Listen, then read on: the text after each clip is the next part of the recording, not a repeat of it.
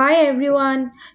आज मैं कोई वीडियो पे बात नहीं करूँगी, कोई आपके करियर पाथवे पे बात नहीं करूँगी। आज मैं बात करूँगी उन बच्चों के लिए जो अपने आप को बिल्कुल रिलेट कर देते एक एग्ज़ाम के साथ, और अगर एग्ज़ाम क्रैक नहीं होता है तो खुद को हारा हुआ, ज़िंदगी से एकदम से ख़त्म मानते हैं। सो उनके बारे में बात करूँगी। And yeah this is something I will talk about some mental health tricks about the children as well as for parents. So एक एग्ज़ाम आपकी फ्यूचर कभी नहीं डिसाइड करती, एंड सेकेंडली आप लोगों को भी एक एग्ज़ाम को इतना प्रायोरिटाइज कभी नहीं करना चाहिए कि आपकी ज़िंदगी से भी वो ज़्यादा इंपॉर्टेंट बन जाए।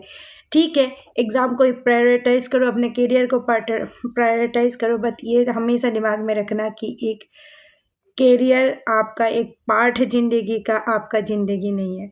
मैं उन बच्चों को आज का वीडियो डेडिकेट करना चाहती हूँ जिन्होंने अपनी ज़िंदगी गँवाई है, जिन्होंने एक एग्ज़ाम के चलते बहुत सारे नेगेटिव स्टेप्स ले लिए होंगे और ले लेते हैं, और अपने आप को बिल्कुल ख़त्म कर देते हैं, अपने आप को डिप्रेशन पे डाल देते, अपने आप की हर इच्छा को मार देते हैं, कुछ भी नहीं करना चाहते, बस एग्ज़ाम के पीछे ही पड़े रहते। उन बच्चों के लिए मैं कहना चाहूँगी, ज़िंदगी एक है, एक ही बार जियोगे, और ये उम्र आपके दोबारा नहीं आ रहे, तो इस उम्र को जियो, खुल के जियो। हाँ, अपना प्रायोरिटी सेट करो, टाइम सेट करो, ठीक है?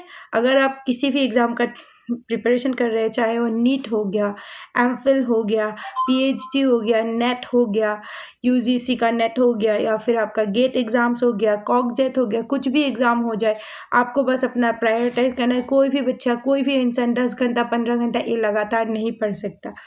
तो आपको क्या करना है, सुबह उठने के बाद अगर आपका ब्रेन ज़्यादा आपको लगता है कि एक्टिव रहता है, तो उस टाइम पे अपने आप को 5 to 6 आवर्स देना है। उसके बाद खाना खाना है, घूमना है, सोना है, और सोने के बाद अगेन उठने के बाद और 5 to 6 आवर्स देना है। इस तरीके से अपना टाइम टेबल सेट करना है।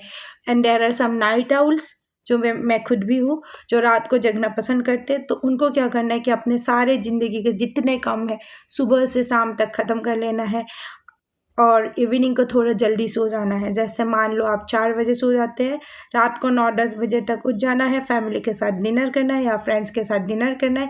डिनर के बाद अपने आप को just lock yourself, keep your phone away, और फिर पढ़ाई पे फोकस करो। और अपना फोकस टाइम सबका अलग-अलग होता है। ऐसा कभी मत सोचना कि ही और शी वाज़ द टॉपर, उसने सुबह पढ़ा था तो मुझे सुबह पढ़ने की ज़रूरत है। नो, किसी-किसी बच्चे का दिमाग सुबह ज़्यादा एक्टिव रहता है, किसी का दिमाग दोपहर को, किसी का रात को। ये अकॉर्डिंगली हमारे प्रैक्टिस पे डिपेंड करता है, और ऑफ कोर्स आपकी फैमिली एनवायरनमेंट या आप जहाँ रहते हो वहाँ के एनवायरनमेंट पे डिपेंड करते हो।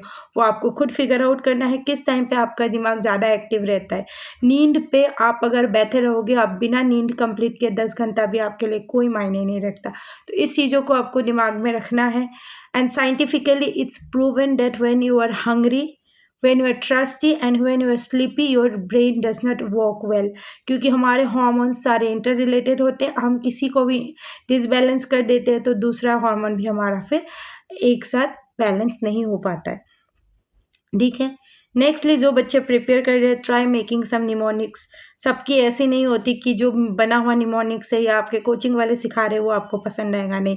किसी को गाना गाना पसंद है तो गाना बनाइए, किसी को कुछ पोएम लिखना पसंद है तो फर्स्ट वर्ड्स को लेके पोएम लिखिए, किसी को कुछ भी ऐसे रिलेटेड, घर के रिलेटेड चीज़ें पसंद आती है तो उसको लेके कुछ बनाइए। अपना निमोनिक्स खुद क्रिएट कीजिए और उसको रिवाइज़ कीजिए। तो at the end of the time मैं यही बोलूँगी कि आप कितना सिलेबस कंप्लीट करते हो वो कभी किसी एग्ज़ाम के लिए मैटर नहीं करता है। मैटर करता है आप कितना रिवीजन करते हो, कितना प्रैक्टिस करते हो, और कितना रिटेंशन ऑफ मेमोरी आपका होता है। मतलब आप समझ रहे हो कितना आपको दिमाग में याद रहता है, वो सबसे ज़्यादा ज़रूरी है। इसलिए प्रैक्टिस सबसे ज़्यादा ज़रूरी है। आप कितने घंटे पढ़ रहे हो वो आपके लिए मैटर नहीं करता। आप कितने टाइम उस चीज़ को रिवाइज करते हो वो मैटर करता है। कितने परसेंट सिलेबस को कंप्लीट कर रहे हो वो भी इनफैक्ट मैटर नहीं करता, बट जितने सिलेबस का आप कंप्लीट कर सको तो कर लेना। उसके बाद रिवीजन को सबसे ज़्यादा टाइम दो। Revision is the ultimate key to get success. And thirdly यहाँ पे मैं एक ही चीज़ मेंशन करूँगी again and again, exam is just exam, it's a part of life, not your life. सारे बच्चों को मेरे तरफ से all the best, and move ahead with your dreams, with your goals, with your UPSC preparations and whatever exam you are preparing for. But अपने आप पे विश्वास रखो। एक एग्ज़ाम से आपकी ज़िंदगी, आपकी एबिलिटी, आपकी क्वालिटी डिसाइड नहीं होती। एक मछली को अगर आप पैर पे चढ़ने दोगे तो वो क्लाइंब कभी नहीं कर सकती। एक बंदर को आप तैरने दोगे तो वो कभी नहीं तैर सकता। तो अपने आप का क्वालिटी, अपने आप की कैपेसिटी को पहचानो और go in the field where you think you have the ability. Thank you, bye bye, take care. Thank you for being with BrainFit Clinical Tricks and Tips.